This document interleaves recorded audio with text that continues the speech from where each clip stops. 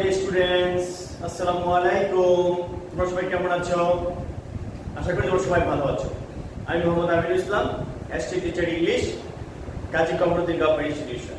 তোমরা জানো আমি তোমাদের সাথে একাডেমিক ইংলিশ নিয়ে বরাবর নতুন নতুন ভিডিও নিয়ে হাজির হই। আজকে সেই ধারাবাহিকতায় তোমাদের সামনে আরো একটা নতুন ভিডিও নিয়ে হাজির হয়েছি। আজকে আমার ভিডিওতে তোমরা যে বিষয়টা শিখতে পারবা সেই বিষয়টা হচ্ছে passive voice of the double object. আজকের বিষয়টা হচ্ছে কি? Passive voice of the double object. তাহলে তোমরা এই ভয়েসটার নাম শুনে বুঝতে পারতেছো এখানে অবজেক্ট ডাবল থাকবে, মানে দুইটা থাকবে। তোমরা একটু দেখো, एग्जांपल দেখো, he gave me a pen. তাহলে মি একটা অবজেক্ট, এ পেন একটা অবজেক্ট। তাহলে আমাদের যে নাম আসছে passive voice of the double object, সেই অনুযায়ী আমরা দেখতে পাচ্ছি একটা অবজেক্ট দুইটা আছে। প্রথমটা হচ্ছে মি, প্রথম অবজেক্টটাকে বলা হয় পার্সোনাল অবজেক্ট, এরপরটা হচ্ছে ইম্পার্সোনাল অবজেক্ট। অর্থাৎ প্রথমটা হচ্ছে পার্সোনাল অবজেক্ট। তাহলে এখানে একটা অবজেক্ট আর এটা হচ্ছে আরো একটা অবজেক্ট, তার মানে দুইটা অবজেক্ট। তাহলে আমরা যখন শিখি যে ডাবল অবজেক্ট যুক্ত সেন্টেন্সকে আমরা কিভাবে পেসিভ ভয়েসে রূপান্তর করব। তাহলে দেখো আমরা বলেছি যে passive voice O double অবজেক্টকে passive করার নিয়ম কিভাবে করব। প্রথমত আমরা যে কাজটা করব সেটা বলেছি যে পার্সোনাল অবজেক্টকে সাবজেক্ট বানাবো আমরা। পার্সোনাল অবজেক্টকে সাবজেক্ট, খেয়াল করবা, পার্সোনাল অবজেক্টকে সাবজেক্ট। তারপরে কি বলেছি?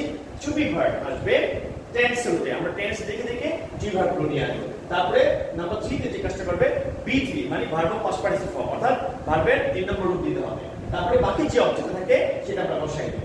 তারপরে আমরা কি কাজ করব? আমরা বাই লিখব। তারপরে আমরা কি করব? সাবজেক্টকে অবজেক্ট বানাবো। তাহলে আমাদের যে রুলসটা দাঁড়ালো সেই রুলসের আলোকে যদি আমরা একটা एग्जांपल দাঁড় করাই, he gave me a pen, এবং সেই অনুযায়ী আমরা যদি চেঞ্জ করি পেসিভ ভয়েসে, তাহলে আমরা প্রথমত বলছি পার্সোনাল অবজেক্ট, এখানে পার্সোনাল কি? মি। তাহলে মি এর সাবজেক্ট কি হবে? আই। তাহলে আমরা আই লিখলাম। তারপরে বলছি টু বি ভার্ব আসবে টেন্স অনুযায়ী। আমরা খেয়াল করেছি এটা হচ্ছে ভার্বের 2 নাম্বার, আর ভার্বের 2 নাম্বার মানে এটা পাস্ট টেন্স, অর্থাৎ পাস্ট ইনডিফিনিট। পাস্ট ইনডিফিনিট কিভাবে কি আসবে? ওয়াজ অথবা ওয়্যার। লাস্টে কি আসবে? ওয়াজ। এরপর আমরা কি বলেছিলাম? ভার্বের 3 নাম্বার, গেভ এর 3 নাম্বার হচ্ছে গিভেন। I was given. তারপর যদি বাকি যে অবজেক্ট আছে সেটা বল। বাকি অবজেক্ট কোন আছে? A pen. তাহলে এ পেন। তারপরে কি বলেছি? বাই। তাহলে বাই। তারপরে কি বলেছি? সাবজেক্ট। সাবজেক্ট এখানে কি আছে? হি। এর অবজেক্ট আছে হি। তাহলে উত্তরে কি দাঁড়ালো? He gave me a pen. নিয়ম অনুযায়ী I was given a pen by him.